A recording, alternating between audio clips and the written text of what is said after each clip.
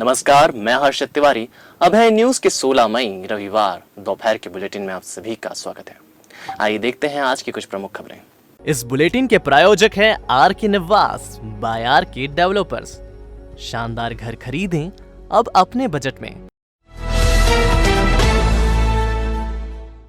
उज्जैन जिला कलेक्टर आशीष सिंह ने शनिवार रात एक अजब फरमान जारी कर दिया, जिसके तहत जिले में 5 मई के बाद हुए किसी भी विवाह का नगर निगम या ग्राम पंचायत में पंजीयन नहीं होगा।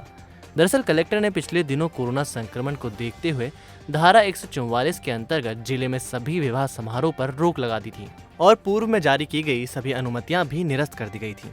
लेकिन इसके बाद भी कई लोगों ने चोरी छुपे शादी समारोह आयोजित किया और भीड़ भी इकट्ठा की।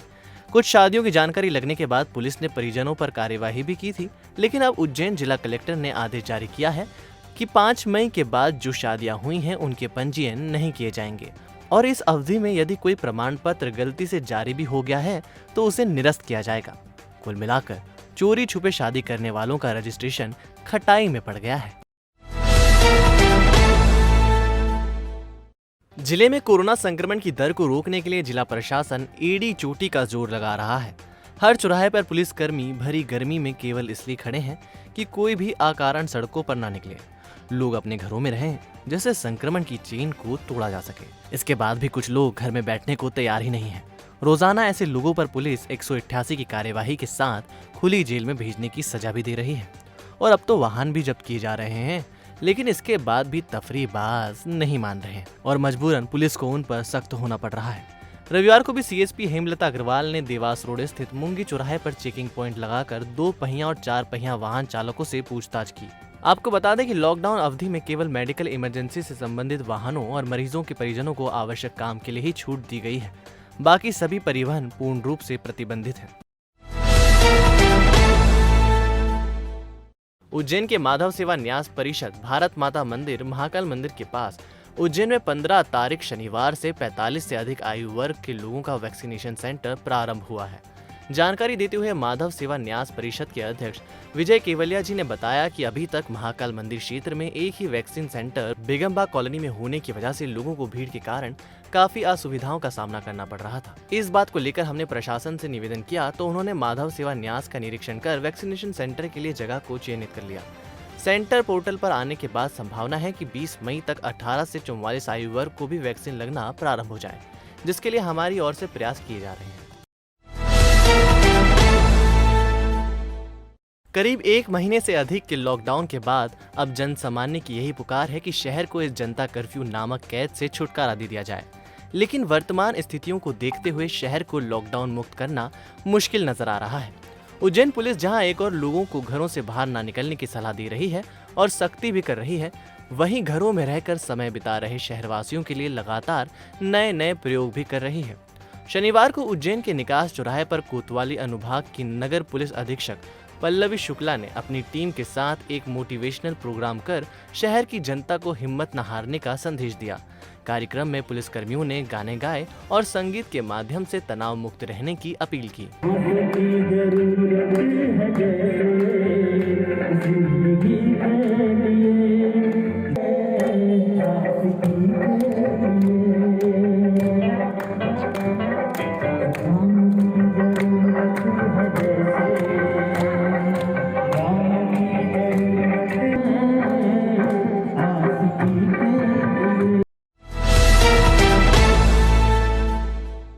जिला चिकित्सालय के ब्लड बैंक अधिकारी डॉक्टर खदीजा शेख का उपचार के दौरान इंदौर के भंडारी अस्पताल में निधन हो गया।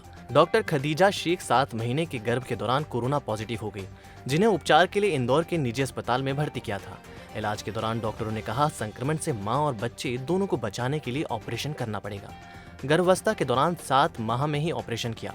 डॉक्टर खदीजा शेख ने एक बच्ची को जन्म दिया। ऑपरेशन के बाद डॉक्टर खदीजा शेख का 1 सप्ताह के बाद निधन हो गया।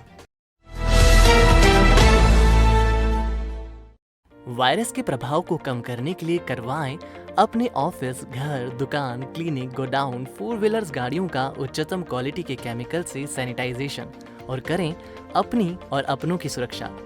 मनीष केमिकल्स, पांड्या खेड़ी, उज्जैन।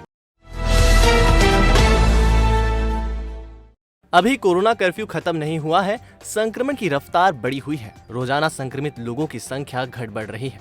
ऐसे में तहसील में भी लापरवाही देखने को मिल रही है। क्या कोरोना कर्फ्यू का उल्लंघन कर रहे लोगों से प्रशासन थक चुका है? क्या खासरोद में संक्रमण समाप्त हो गया है? बाजार में सन्नाटा जरूर है, दुकानें बंद जरूर है, लेकिन जनता कर्फ्यू में अनावश्यक रूप से लोगों का आवागमन सतत रूप से जारी है। आज हमारी टीम ने जावरा रोड PWD ऑफिस के बाहर का नजारा कैमरों में कैद किया। जानकारी अनुसार यहाँ 2 शिक्षक, 2 नगर पालिका कर्मचारी, 1 पुलिस जवान की ड्यूटी लगी है, लेकिन 5 कर्मचारियों में से जिम्मेदारी 2 शिक्षक ही निभाते दिखाई दिए, वो भी सिर्फ औपचक। जब हमारे संवाददाता ने ड्यूटी पर तैनात शिक्षा विभाग के कर्मचारियों से पूछा तो उन्होंने बताया कि बिना मास्क निकलने वालों को रोकना है। ऐसा ही हाल पुलिस थाने के सामने मुख्य सड़क का है। यहाँ भी शाम को बिना कोई कार्य के घूमने वालों का आवागमन निरंतर जारी है और उन्हें रोकने वाले कर्मचारी नदारद हैं। नहीं, स्ट्रिक्ट ऐसा तो अपने को कुछ भी नहीं है कि नहीं इनको रोक के गाड़ियाँ खड़ी कराओगे, पलटाओगे, वैसा कुछ नहीं। बिना काम से जो जा रहे हैं उनको पलटा दो। अच्छा, जो वाजिब काम से जा रहे हैं उनको जाने। विगत दिवस भाजपा मंडल तराना के पूर्व अध्यक्ष स्वर्गीय राजेश पलोड़ का निधन कोरोना से जंग लड़ते हो गया। इनकी स्मृति में राजेश पलोड़ मित्र मंडल द्वारा फ्रंट लाइन वर्कर, नगर परिषद सफाई कर्मियों को सुरक्षा किट का वितरण मालवा प्रांत कार्यवाह शंभू प्रसाद गिरी, जिला पंचायत अध्यक्ष डॉक्टर मदन चौहान, तहसीलदार DK वर्मा की उपस्थिति में किया गया। इस अवसर पर स्वर्गीय राजेश पलोड़ के चित्र पर अतिथियों द्वारा पुष्प सुमन अर्पित किए एवं 2 मिनट का मौन रखकर श्रद्धांजलि अर्पित की गई। इस अवसर पर शंभू प्रसाद गिरी ने स्वर्गीय राजेश पलोड़ के निधन को नगर की बहुत बड़ी क्षति बताया। नगर पालिका परिषद के जो कर्मचारी बंधु है वो इस बीमारी को समाप्त करने में उनका एक अहम योगदान है, महत्वपूर्ण योगदान है। वो अपने जीवन को दांव पे लगा करके नगर को सुरक्षित करके इस बीमारी को बचाने का जो प्रयास कर रहे हैं, निश्चित रूप से उनका सम्मान करना ही चाहिए। उनको मैं प्रणाम करता हूँ। और आज श्री राजेश जी पलोड़ जो पूर्व मंडल अध्यक्ष है, उनकी स्मृति में उनके सम्मान का ये कार्यक्रम करके वास्तव में नगर से ही नहीं बल्कि जिले से और हमारे देश से यह महामारी समाप्त हो, इसलिए उनके लगातार प्रयास को प्रणाम करते हुए उनका सम्मान करके इस बीमारी से निजात दिलाने के प्रयास कर रहे हैं।